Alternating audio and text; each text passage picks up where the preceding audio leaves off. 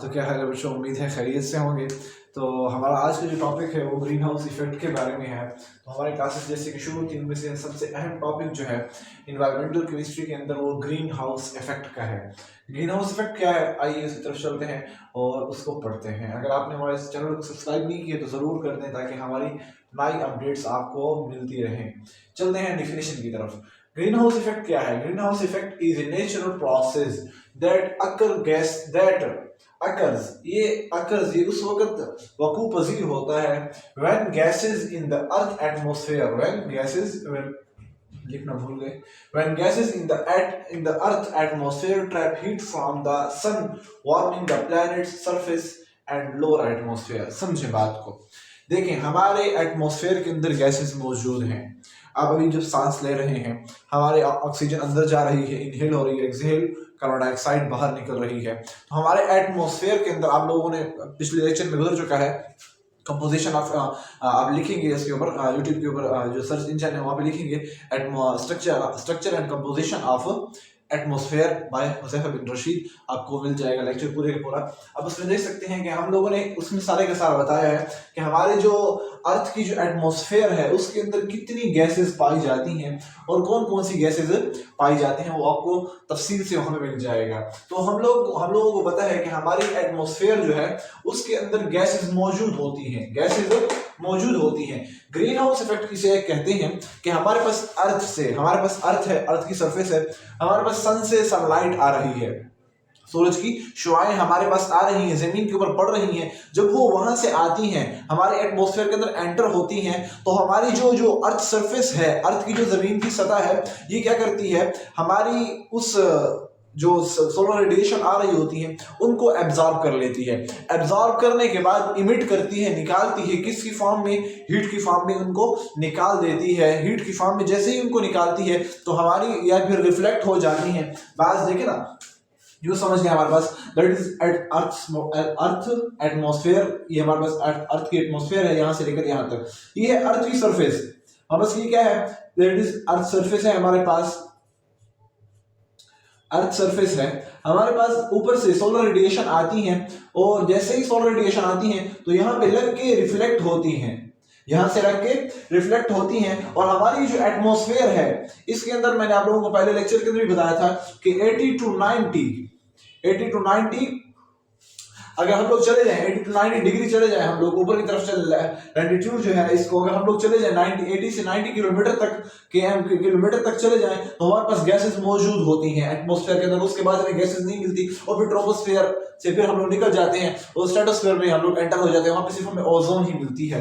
मतलब that is another story and that is another video हमारे पास ये अलग वीडियो में मौजूद था। हम लोग पढ़ रहे हैं ग्रीन हाउस इफेक्ट को। हमारे पास यहाँ से सोलर रेडिएशन आ रही है, हमारे पास जैसे ही सोलर रेडिएशन आती है तो हमारी अर्थ सरफेस को क्या करती है? एब्जॉर्ब भी करती है और फिर उनको रिफ्लेक्ट कर देती है, उनको वापस भेजती है किसकी तरफ? एटमॉस्फेयर के अंदर। इसी एटमॉस्फेयर को रिफ्लेक्ट होकर वापस आना है, फिर एब्जॉर्ब, और जब एब्जॉर्ब करके जब उनको वापस निकालती है तो यहाँ पर हमारे पास कुछ गैसेस होती हैं, हमारे पास कुछ गैसेस मौजूद होती हैं। वो इस जो सोलर रेडिएशन जो रिफ्लेक्ट हो रही है फिर एब्जॉर्ब होके जो यहाँ पे अर्थ ने जो एब्जॉर्ब की फिर उनको इमिट किया है, इमिट करने के बाद ये जो यहाँ पे गैसेस मौजूद होती हैं वो गैसेस उस सोलर रेडिएशन को अपने पास क्या कर लेती हैं? एब्जॉर्ब कर लेती हैं, उनको अपने अंदर स्टोर कर लेती हैं। सेविंग यू समझो, उनको अपने अंदर स्टोर कर लेती हैं। जैसे ही स्टोर करती हैं फिर वो अपने अंदर तो नहीं रख सकती उनको सोलर रेडिएशंस को, फिर उनको जब निकालते हैं वो green house effect, green house जो वो है क्या गैसेस जो होती हैं वो अपने अंदर से निकाल देती हैं। किसको निकाल देती हैं? वो सोलर रेडिएशन को निकाल देती हैं। किसकी फॉर्म में? हीट की फॉर्म में निकाल देती हैं। हीट की फॉर्म में हमारे पास क्या निकल आती है? सोलर रेडिएशन को निकाल देती हैं ग्रीन हाउस गैसेस। सॉरी, मैंने आपको पहले बता दिया ग्रीन हाउस गैसेस के बारे में। तो गैसेस को हम लोग ग्रीन हाउस गैसेस कहते हैं, ऐसे में स्टोरी कुछ यूं है। देखें, the green house effect is a natural process, ये नेचुरल प्रोसेस है। 1980 के अंदर अगर आप लोग इसका वो पढ़े, लिटरेचर सर्वे पढ़े, 1920 के अंदर हमारे पास सबसे पहले इसको दरियाफ्त किया गया था कि ग्रीन हाउस इफेक्ट कहाँ पे और कैसे होता है। तो तो हमारे पास बहुत सारी इस लिटरेचर अगर हम लोग पढ़ने के लिए आ जाए तो बहुत ज्यादा इसके ऊपर हम लोग लेक्चर बहुत लेंथी हो जाएगा। पर इतना समझिए कि 1920 के अंदर इसको डिस्कवर किया गया था कि हमारी जो एटमॉस्फेयर है, लोअर एटमॉस्फेयर, इसके अंदर टेम्परेचर जो होता है ये हाई रहता है, सर्दियों में लो रहता है और गर्मियों में हाई रहता है। वाई, ये क्यों होता है? तो इसको 1920 के अंदर ग्रीन हाउस इफेक्ट को निकाला गया था। अच्छा, ग्रीन हाउस इफेक्ट क्यों कहते हैं? पहले आप लोगों ने शायद समझ लिया होगा, दोबारा से देख लें। The green house effect is a natural process, ये एक नेचुरल प्रोसेस है दैट अकर, ये उस वक्त वकूफ होता है when the gases in the lower atmosphere, ये भी कह सकते हैं लोअर एटमॉस्फेयर, कि हमारे लोअर एटमॉस्फेयर में जो गैसेस हैं ट्रैप हीट को ट्रैप कर लेती हैं, हीट को अपने अंदर ट्रैप कर लेती हैं फ्रॉम द सन, जो सन से जो हीट आ रही होती है। अब यहाँ पर क्वेश्चन बनेगा कि देखिए सर, यहां से जब हीट आ रही थी, सोलर रेडिएशन आ रही थी, वो अर्थ की सरफेस पे पड़ के रिफ्लेक्ट हुई तो गैसेस ने उनको एब्जॉर्ब किया।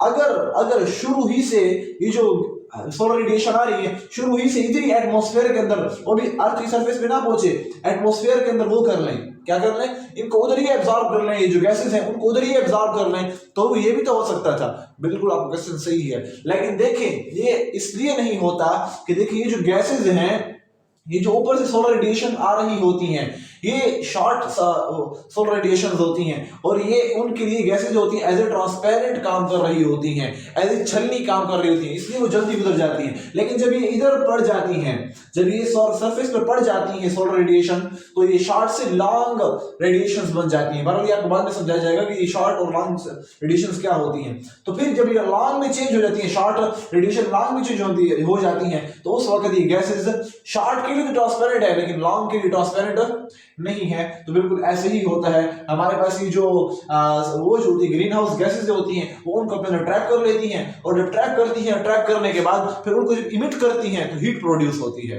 हीट प्रोड्यूस, ये बहुत बड़ा अमल है, हीट प्रोड्यूस होती है और जब हीट प्रोड्यूस होती है तो आपकी लोअर एटमॉस्फेयर जो है, जिसे हम लोग ट्रोपोस्फेयर कहते हैं, इसके अंदर टेम्परेचर क्या हो जाता है, हाई हो जाता है, बढ़ जाता है, यानी कि इसके अंदर हमारा रहना आसान हो जाता है और ये एक नेचुरल प्रोसेस है, आप लोग ये समझ लें। This process is similar to the blanket enveloping the planet. अब ये बिल्कुल ऐसे ही है जैसे कि हमारे हमारा प्लैनेट है, अर्थ है, सर्कल की तरह हम लोग देखते हैं, तो इसकी तरह हमारे इसके इर्द गिर्द जो ग्रीन हाउस गैसेस है पूरे एटमॉस्फेयर के अंदर ऐसे ब्लैंकेट बनाया हुआ है। जैसे कि हमारे किसी को जैसे अंडा होता है, अंडे के इर्द गिर्द क्या होता है, एक सॉलिड वो होती है, लेयर आई होती है, जब हम उसको उबाल लेते हैं उसके इर्द गिर्द सॉलिड लेयर आई होती है। बिल्कुल ऐसे ही इन्वेल्प की तरह होता है हमारे जो ये ब्लैंकेट इन्वेल्प की तरह होता है। ये जो ग्रीन हाउस गैसेस है ऐसे पूरे इन्होंने अर्थ सरफेस को, अर्थ को जो प्लैनेट है इसको घेरा हुआ है, जिसकी वजह से हमारा जो लोअर एटमॉस्फेयर है वो उसके टेम्परेचर क्या होता है, मेंटेन रहते हैं। अच्छा, ये क्यों होता है, ये ग्रीन हाउस इफेक्ट क्यों होता है, ऐसा ग्रीन हाउस इफेक्ट से कहा क्यों जाता है, पहले ये समझते हैं। ये याद रखें, ग्रीन हाउस इफेक्ट का जो नाम दिया था ये जॉन टेंडल आया था 1956 के अंदर, आई थिंक मैं गलत भी हो सकता हूँ, 1956 के अंदर जॉन टेंडल आया था, उसने इसके ग्रीन हाउस इफेक्ट का नाम दिया था। बाद लोग ये भी कहते हैं कि यहाँ पर जॉन जूनियर समथिंग ऐसे नाम था, वो आया था और उसने उसका नाम ग्रीन हाउस इफेक्ट रखा था। कैसे? उसने देखा था कि देखिए आप लोगों ने देखा होगा कि कभी गर्मियों के अंदर आप जाए ना, उसके अंदर या सर्दियों में आप लोग जाएं तो आपने देखा होगा कि गार्डन लगा होता है, गार्डन के ऊपर आप लोगों ने देखा होगा कि इस टाइप का ये गार्डन होता है ना, गार्डन के ऊपर इस टाइप का एक शापर लगा होता है, गार्डन के ऊपर इस टाइप का कुछ सॉरी चलिए मैं वो खोल लेता हूँ।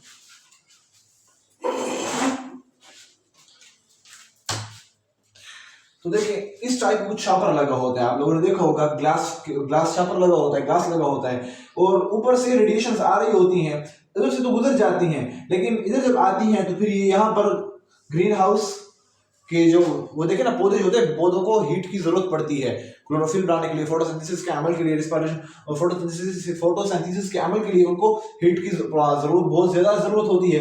तो उनको सर्दियों के अंदर नहीं मिल सकती। सर्दियों के अंदर तो आपने देखा होगा कि हमारे पास क्या होता है, ग्रीन हाउस जो होता है उसके ऊपर ऐसे ही ग्लास लगा होता है, गार्डन के ऊपर आप लोगों ने देखा होगा शापर चढ़ाया होता है ऐसे।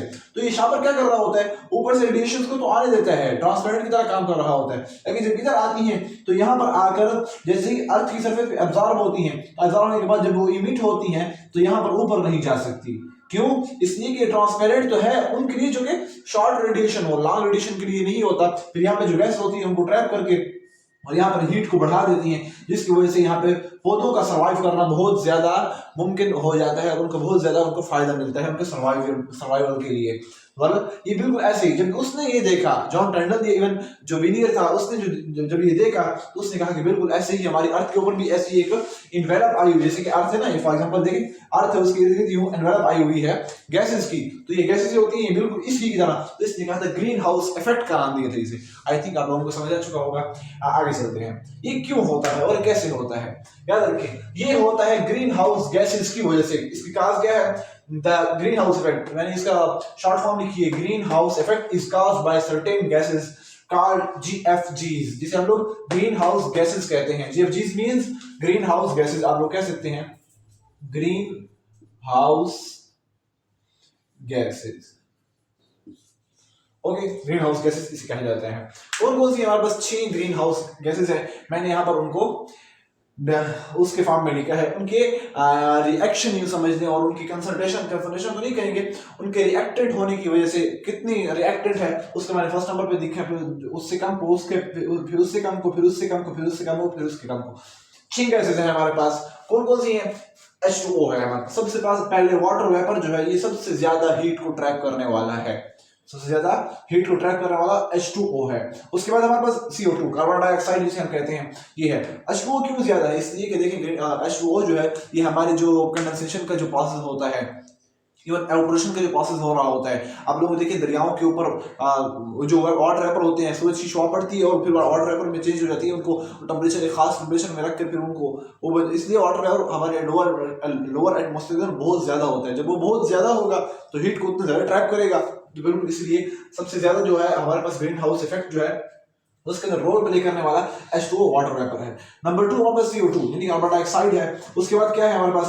NO2 है, N2O है, सॉरी N2O नाइट्रिक ऑक्साइड है। उसके बाद मीथेन गैस है हमारे पास, फिर CFCs है, फॉर्मेटेड गैसेस। ये कौन सी गैसेस हैं? ये इसके ऊपर एक पूरा एक लेक्चर बनाऊंगा आप लोगों के लिए। आप लोग फिलहाल इतना समझ लें कि ये वो गैसेस हैं जो कि मैन मेड होती हैं। ऐसी गैसेस जो कि CFC जिसे फ्लोरेटेड गैसेस, क्लोरोफ्लोरोकार्बन जिसे हम लोग क्लोरोफ्लोरोकार्बन CFC जिसे हम लोग कहते हैं, इसके ऊपर ही एक लेक्चर आ जाएगा। ये मैन मेड गैसेस होती है, ये समझ लें, आर्थ्रोपोजेनिक गैसेस इसे कहते हैं।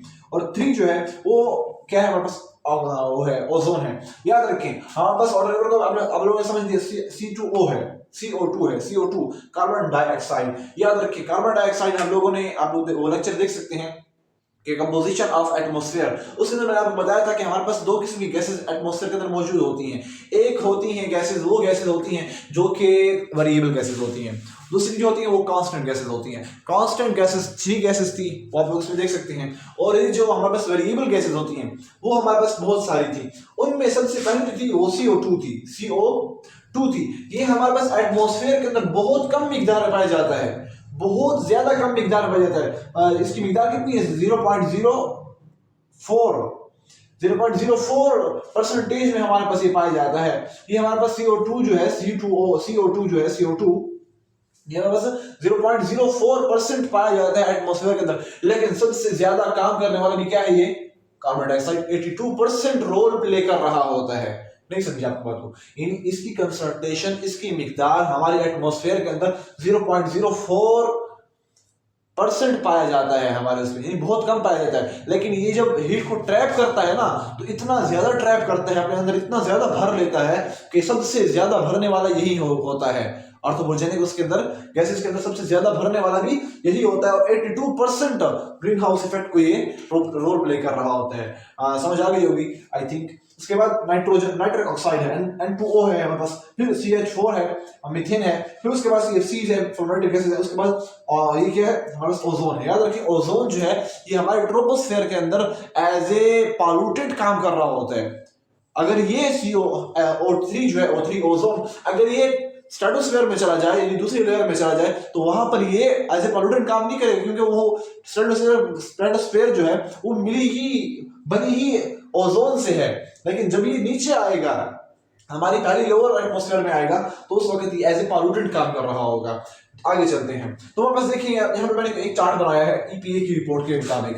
ईपीए 2017 की रिपोर्ट थी हमारे पास। ईपीए एक वो है, एजेंसी है यूं समझ लें, जो कि हमारे पास क्या होती है, ये एटमॉस्फेयर के अंदर जो जितनी भी प्रॉब्लम्स आती हैं, एनवायरमेंटल एटमॉस्फेयर के अंदर जो जितनी भी प्रॉब्लम्स आती हैं उसको सॉल्व करने के लिए ईपीए की एक रिपोर्ट होती है, जो कि हर ईयर के एंड में एक वो पब्लिश की जाती है। बात आप लोग ना समझ लें, ईपीए की रिपोर्ट के मुताबिक हमारे पास ये 4 गैसेस हैं जो कि आर्थ्रोपोजेनिक हैं। आर्थ्रोपोजेनिक यानी कि मैन मेड है। बाकी जो है ना H2O, ये कुदरतन बनता है, और ये जो हमारे पास O3 है ये भी कुदरतन बनता है। कि एक प्रोसेस है, मैं आपको बताऊंगा, ओजोन डिप्लीशन का प्रोसेस, कि ओजोन कैसे डिप्लीट होता है, उधर से डिप्लीट होता है और नीचे आके ये फिर दोबारा O3 बन जाता है। तो ये भी हमारे पास क्या है, ये और ये ऑक्सीजन और ओजोन और H2O जो है ये हमारे पास नेचुरली फाउंडेड हैं। लेकिन ये जो 4 हैं, CO2, N2O, हमारे पास CH4 और CFCs जो हैं, ये हमारे पास क्या है, ये हमारे पास मैन मेड है, आर्थ्रोपोजेनिक हैं। तो इनको देख लें अगर हम लोग, तो इसके अंदर देखें हम लोग, तो ये जो कार्बन डाइऑक्साइड है ये सबसे ज्यादा रोल प्ले करने वाला है इन चारों में सबसे ज्यादा रोल प्ले करने वाला ये कार्बन डाइऑक्साइड है, 82% प्ले करता है। उसके बाद मीथेन है 10% है, नाइट्रिक ऑक्साइड है ये 6% है, और फ्लोरेटेड गैसेस ये 3% हमारे पास काम करने वाली है। याद रखिए मैन मेड है, जितना ज्यादा इंसान इनको बढ़ाएगा उतनी ज्यादा कार्बन डाइऑक्साइड बढ़ेगी। अगर हम लोग जहाँ पे कार्बन डाइऑक्साइड के जो सोर्सेज हैं अगर उनको बढ़ा देंगे, फॉसिल फ्यूल्स को हो गया, या फिर इवन इंडस्ट्रीज के अंदर बहुत ज्यादा काम आता है, मीथेन गैस अगर प्रोड्यूस होगी। याद रखें ये जो ग्रीन हाउस इफेक्ट है, आखिरी बात और इसको जरूर सुन के जाएं, ग्रीन हाउस इफेक्ट हमारे लिए नुकसानदेह नहीं है। आप कहेंगे क्यों?